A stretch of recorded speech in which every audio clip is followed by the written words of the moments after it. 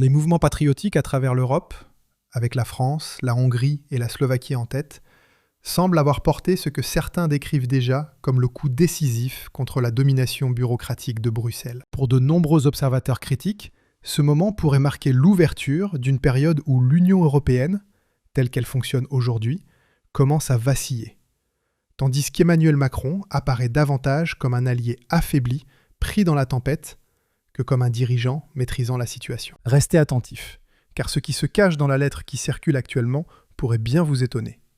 Ses auteurs affirment qu'elle met en lumière ce qu'ils considèrent comme les contradictions et les récits trompeurs provenant à la fois de Paris et du cœur institutionnel de l'UE. Imaginez des réunions de crise à l'Élysée et à Bruxelles. Les téléphones sonnent sans arrêt. Ursula von der Leyen arpente les couloirs, le visage rouge de colère, tandis qu'Emmanuel Macron tente désespérément d'apaiser la situation depuis Paris. Pourquoi ? Parce que Marine Le Pen vient de soutenir une lettre explosive, et cette lettre est une véritable bombe. Les patriotes de l'UE, les mouvements patriotiques à travers l'Europe, avec la France, la Hongrie et la Slovaquie en tête, semblent avoir porté ce que certains décrivent déjà comme le coup décisif contre la domination bureaucratique de Bruxelles. Pour de nombreux observateurs critiques, ce moment pourrait marquer l'ouverture d'une période où l'Union européenne, telle qu'elle fonctionne aujourd'hui, commence à vaciller, tandis qu'Emmanuel Macron apparaît davantage comme un allié affaibli, pris dans la tempête, que comme un dirigeant maîtrisant la situation. Restez attentifs, car ce qui se cache dans la lettre qui circule actuellement pourrait bien vous étonner. Ses auteurs affirment qu'elle met en lumière ce qu'ils considèrent comme les contradictions et les récits trompeurs provenant à la fois de Paris et du cœur institutionnel de l'UE. Imaginez des réunions de crise à l'Élysée et à Bruxelles. Les téléphones sonnent sans arrêt. Ursula von der Leyen arpente les couloirs, le visage rouge de colère, tandis qu'Emmanuel Macron tente désespérément d'apaiser la situation depuis Paris. Pourquoi ? Parce que Marine Le Pen vient de soutenir une lettre explosive, et cette lettre est une véritable bombe.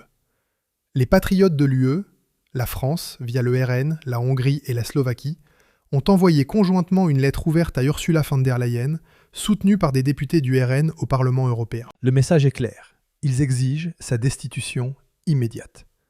Oui, vous avez bien entendu, la chef de l'UE devrait être renvoyée. Et Macron, son allié fidèle, est directement visé comme complice de cette machine autoritaire. Et savez-vous comment cela fonctionne ? Les pays de l'UE votent et la majorité décide. Et devinez qui est en train de forger une nouvelle alliance contre les élites globalistes ? Exactement, les patriotes souverainistes. Le Pen, Orban et Fico. Trois forces qui transforment Bruxelles et Paris en véritables cauchemars pour les bureaucrates. La première victoire de cette nouvelle alliance ? Les flux de migrants sont enfin stoppés. Pas complètement, mais massivement réduits grâce à la pression des patriotes. Ursula et les bureaucrates de l'UE à Bruxelles ont capitulé face aux demandes de la France via le RN qui pousse pour des frontières solides. La Hongrie et la Slovaquie n'ont plus à participer au pacte migratoire forcé. Les amendes sont annulées ou suspendues. Avant, Orban devait payer plus d'1 million d'euros par jour juste parce qu'il n'accueillait pas de migrants illégaux. 1 million par jour.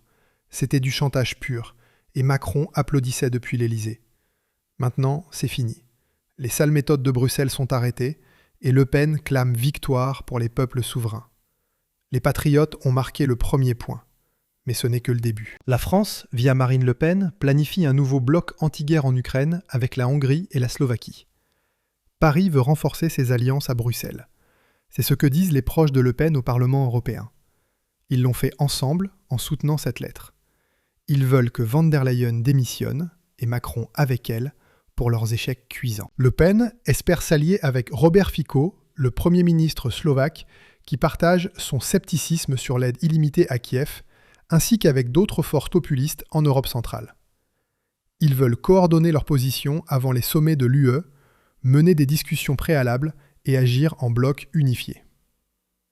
Je pense que cela va arriver et devenir de plus en plus visible, dit un conseiller du RN. Cela pourrait massivement entraver les décisions de l'UE sur le soutien financier et militaire à l'Ukraine que Macron pousse à coups de milliards ponctionnés sur les Français. Vous vous souvenez du groupe de Visegrad ? La Hongrie, la Slovaquie, la Tchéquie et la Pologne ? Ils ont résisté à Bruxelles pendant la crise migratoire. frontières extérieures solides, politique favorable aux familles, pas de redistribution forcée de migrants.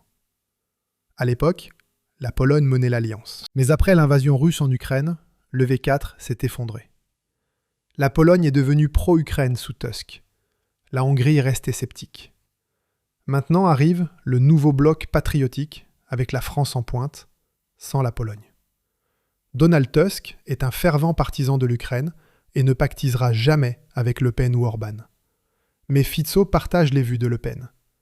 Ils veulent un dialogue avec Moscou plutôt qu'une pression économique suicidaire pour l'Europe. Le RN a été massivement critiqué pour son scepticisme envers une aide supplémentaire de l'UE à Kiev. Mais Le Pen persiste. C'est le bon sens pour protéger les Français. Le ministre des Affaires étrangères sous Macron avertit que Le Pen agirait comme une marionnette des patriotes à Bruxelles. Néanmoins, la restructuration d'un bloc souverainiste est en cours. Le RN fait partie de la fraction d'extrême droite Patriotes pour l'Europe, la troisième plus grande au Parlement européen. Ils étendent leur partenariat avec les conservateurs européens des nations souveraines d'Europe et même certaines formations de gauche anti-guerre.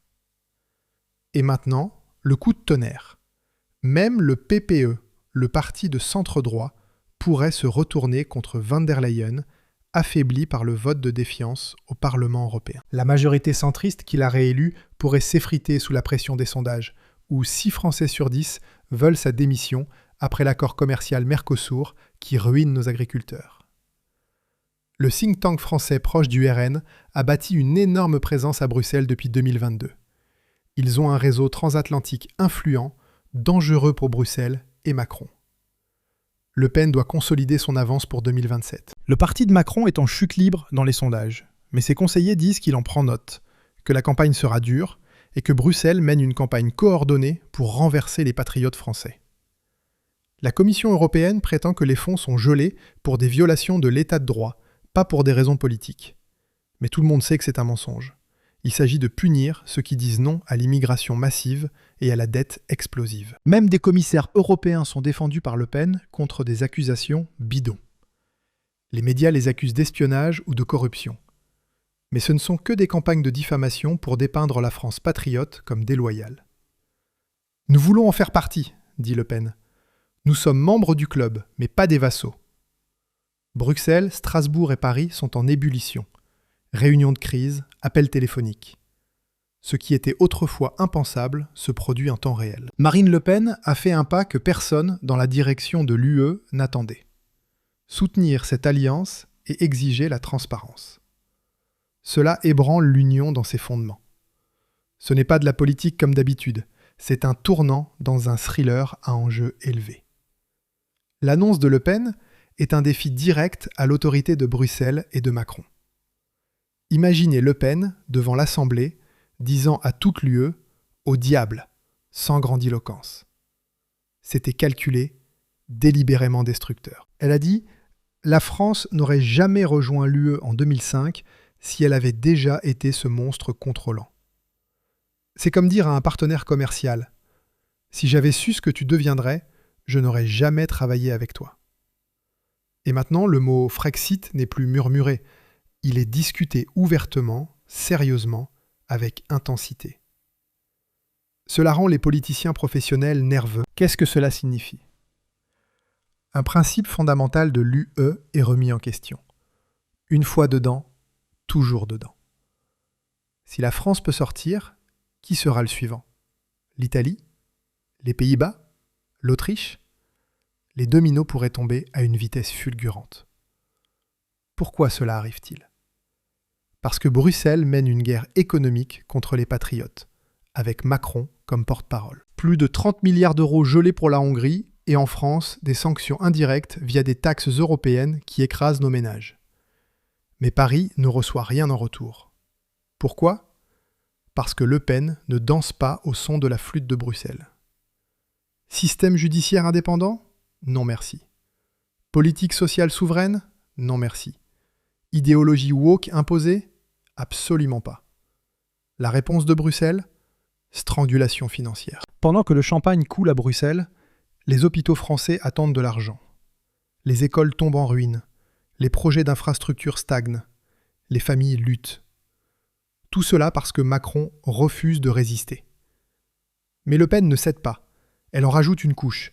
Chaque sanction la rend plus forte. Ses taux d'approbation sont élevés. Son parti gagne les élections européennes. Le peuple français est derrière elle. Bruxelles fait d'ailleurs tout ce qui est en son pouvoir pour que le peuple français se retourne contre les patriotes. Mais le tir se retourne contre eux.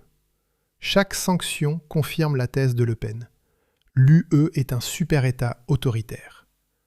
Le peuple voit son pays opprimé, son gouvernement élu attaqué par des bureaucrates non élus.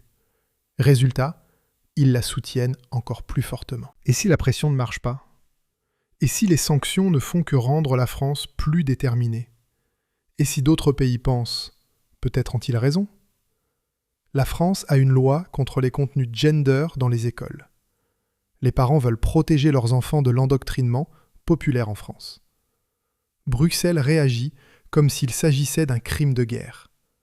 La loi sur les ONG régule le financement étranger. Normal dans d'autres pays. Bruxelles y voit une menace parce qu'ils veulent contrôler la société française via les ONG. Ici, cela devient sombre. Ce n'est pas un différend politique, c'est une guerre culturelle. Bruxelles veut un super-État centralisé où des bureaucrates non élus règnent sur 450 millions de personnes. La France patriote veut une Europe des nations souveraines, libre, avec sa propre identité. Le terrorisme financier ne porte pas sur l'argent. Il s'agit de forcer la France à abandonner son identité. Ils veulent des tribunaux français selon les règles de Bruxelles, des écoles françaises selon l'idéologie de Bruxelles, des familles françaises selon le diktat de Bruxelles. Mais Le Pen n'est pas seulement rebelle, elle est réussie. Des victoires électorales massives, un parti dominant, un haut taux d'approbation malgré toutes les attaques. L'Italie regarde, les Pays-Bas regardent, l'Autriche regarde. Le défi de la France, à l'ignorance du mandat d'arrêt de la CPI contre Netanyahou, inspire Netanyahou à qualifier le soutien des patriotes de courageux et de principe. À Jérusalem, les bouchons de champagne sautent. À Bruxelles, une perte catastrophique de contrôle. Si la France peut ignorer les mandats d'arrêt, quitter les institutions internationales et faire un pied de nez au monde, qu'est-ce que cela dit de ces institutions ? Elles n'ont de pouvoir que si les pays jouent le jeu. Sinon, effondrement. Donald Trump a imposé des sanctions contre les juges de la CPI. Les États-Unis et la France patriote s'unissent contre les institutions internationales. Tous deux refusent de suivre des règles auxquelles ils n'ont jamais consenti. Pour Bruxelles et Macron, un cauchemar. Leurs deux plus grands challengers travaillent ensemble pour démanteler l'ordre mondial qu'ils ont construit pendant des décennies. Les conséquences économiques, des milliards gelés, des milliers de projets bloqués, un pays entier isolé économiquement de sa propre union. Ce n'est pas ainsi que fonctionnent les partenariats. C'est ainsi que les puissances occupantes contrôlent les territoires conquis. Mais Bruxelles n'a pas vu venir une chose. Le peuple français n'a pas oublié. Il se souvient de l'ère gaulliste, du prix de la souveraineté perdue, et, maintenant, il refuse de laisser Bruxelles devenir la nouvelle puissance étrangère. Malgré les difficultés économiques, les gens ne se retournent pas contre Le Pen. Ils exigent la résistance, pas la capitulation. Le Frexit sera officiel si Macron continue. Ce n'est pas de la spéculation, c'est la réalité. Et si la France tient financièrement et politiquement, Frexit n'est plus un rêve. C'est un compte à rebours. La vraie question n'est pas « la France quittera-t-elle l'UE ?» mais « l'UE peut-elle survivre à cela ?» Que se passe-t-il si le premier domino tombe ? Si d'autres suivent ? Si l'on prouve que les pays s'en sortent mieux sans l'UE ? Bruxelles n'a pas de réponse. Seulement de la panique, des menaces, des mots vides. Mais les patriotes ont un plan. Ils ont une alliance. Ils ont la lettre. Et ils ont le pouvoir de faire exploser le système. Les impôts explosent comme jamais. Plus de 127 milliards fonctionnent via la TVA, l'impôt sur le revenu, les taxes environnementales et sociales. Vos fiches de paye fondent comme neige au soleil sous ce régime tyrannique. En 3 ans seulement, le prix du panier moyen des ménages a bondi de plus de 22%. Rendant la vie quotidienne un combat incessant contre la précarité. L'insécurité grimpe en flèche avec des statistiques alarmantes. Plus 7% de tentatives d'homicide, plus 7% de violences sexuelles, plus 6% de trafic de drogue en une seule année. Les jeunes sont broyés par les écrans et les réseaux sociaux, sans régulation efficace. Le système de retraite s'effondre sous le poids des déficits abyssaux et les usines ferment les unes après les autres, délocalisées vers des pays plus compétitifs, comme la Chine ou l'Inde. On vide vos poches pour financer un chaos organisé. Migration incontrôlée qui sature les services publics. Bureaucratie européenne étouffante qui paralyse les entreprises. Et des idéologies qui divisent la société en factions hostiles. Pourquoi nos dirigeants s'acharnent-ils à détruire la France de l'intérieur ? La réponse est simple et sordide. L'argent est le pouvoir absolu. Macron et ses alliés s'enrichissent via des délits d'initiés, des partenariats secrets avec des multinationales prédatrices et la vente à la découpe du patrimoine national. Industrie stratégique bradée à vil prix. Terres agricoles cédées à des fonds souverains étrangers. Pourquoi s'arrêterait-il ? C'est trop rentable, et le peuple reste tétanisé, paralysé par la peur, la propagande médiatique et les divisions artificielles. Ceux qui ont osé résister, comme les Gilets jaunes ou des figures comme Le Pen, ont payé le prix fort. Répression policière brutale, poursuites judiciaires interminables, ostracisation médiatique orchestrée. Soyons réalistes et honnêtes. Rien ne changera sous ce système corrompu et pourri jusqu'à la moelle. Les impôts continueront de grimper inexorablement, l'insécurité de se propager comme une épidémie incontrôlable, et vos poches d'être vidées. La seule solution viable est d'être égoïste pour protéger vous et votre famille, de vous affranchir